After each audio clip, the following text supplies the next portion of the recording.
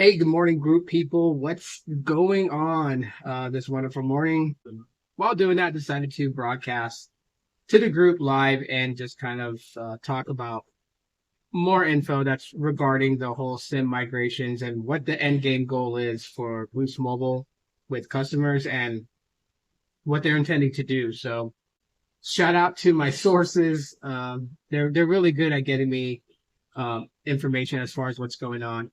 Anyhow, um, so it was brought to my attention by someone that works for Boost Mobile. They're a Boost dealer. That's about as much as I will give anybody. But I constantly am fed information from them. This is how, even though I don't work for the company anymore, I'm still able to get some information regarding what's happening and changes and things like that. But anyways, so a dealer came forward and basically I'll read you what our messages are. Some of it, I can't give you all the details, but some of the stuff in the messages. But they go on to say that dealers will finally be able to make network SIM type changes in the store. For example, to move customers to the Boost 5G Rainbow SIM. I believe the functionality launches later this week. Training on the process has already gone live. So what that tells me is that they're still training different stores to be able to do this. So not every store is 100% able to do this right now. Conversation continues and says that Boost will reimburse dealers for the cost of SIMs if they provide free migrations. I imagine though that it will most likely be a process done during device upgrades and or customers will be targeted to go to stores for free SIM replacements. So I'm sure some of you guys have already been given the letters, emails saying, hey, there's a new SIM for you. We're going to send out to you for you to activate. Please call us when you get the SIM. Now they're also referring people to the stores like, you don't have to wait. You can visit your local Boost Mobile store and be upgraded to the new upgrade SIM. They're going to call it an upgrade SIM. They're not going to say specifically what it's for, what it does, whatever. And I'll explain why here in a little bit as to why they're doing that. But then it goes on to say that, it launches on September 4th, which is tomorrow. Customers will be targeted with SMS and email campaigns to go into stores for swaps.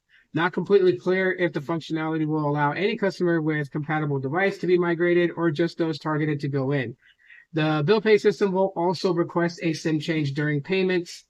Was mentioned there will be a limit of maximum two network changes within 1 year period. Really, what that means is that with this whole ability to go into a store and to switch your network from, say, AT&T to Dish or T-Mobile to AT&T, they're wanting more people they wanted to make it easier for them to migrate them over to the Boost 5G. But if their phone or, is not compatible with it, to move them to the AT&T. But they're not wanting people to be on the T-Mobile, MVNO SIMs anymore. And here's the reason why. Okay. So a little backstory for people to understand. But Sprint and T-Mobile merged, right? They became one company and they started calling themselves a new T-Mobile and then resulting back to just being called T-Mobile.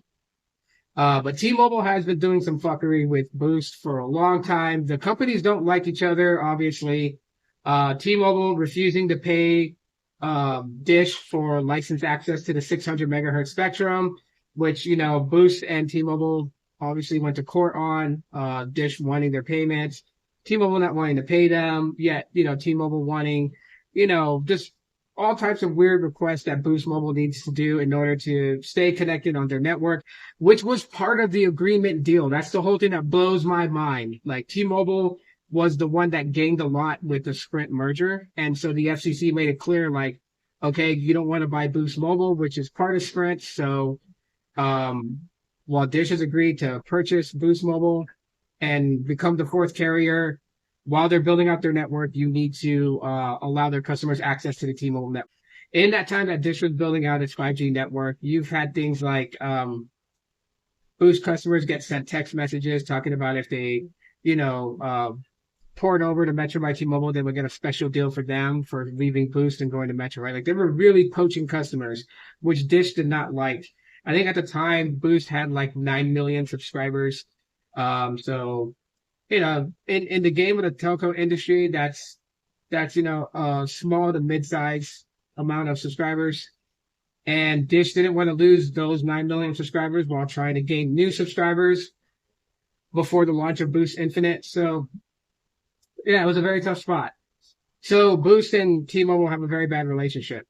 And the MVNO agreement from the merger that T-Mobile would have to support Boost customers the deal was only for 2027, which is, in about 2 years and 3 months, 3.5 months. It makes sense now. Boost will start migrating people over to the AT&T side or the Boost 5G side, getting people away from the T-Mobile network access. They would start doing that because obviously the agreement is going to end soon, and they're pretty sure T-Mobile's not going to renew their agreement.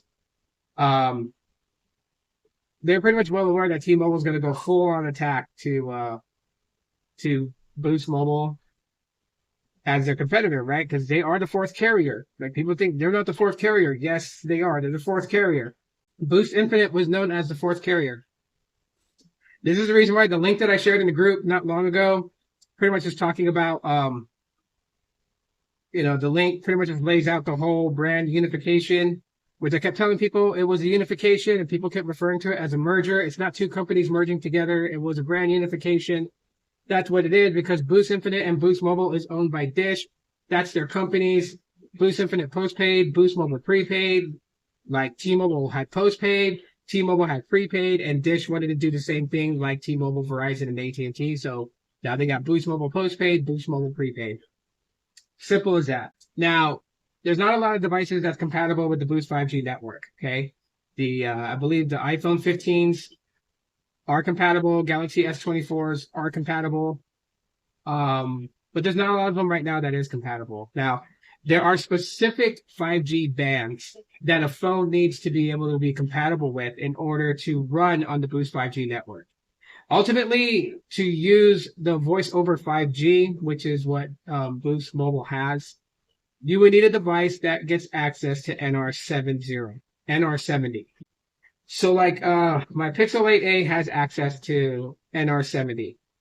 But that's not the only band it needs to connect to. It needs to connect to NR66, NR29, NR71.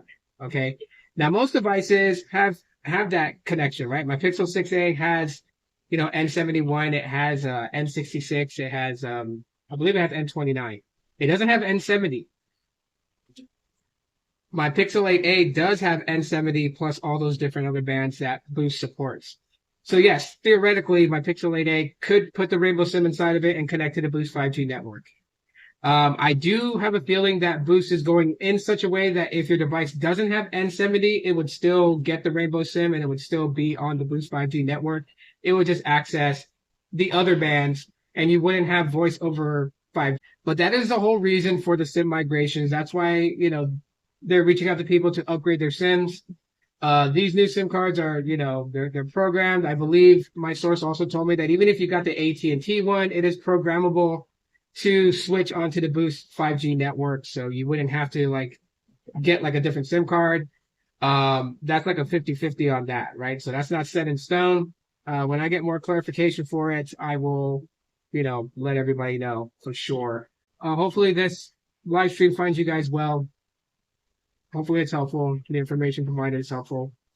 Until next time, talk to y'all later.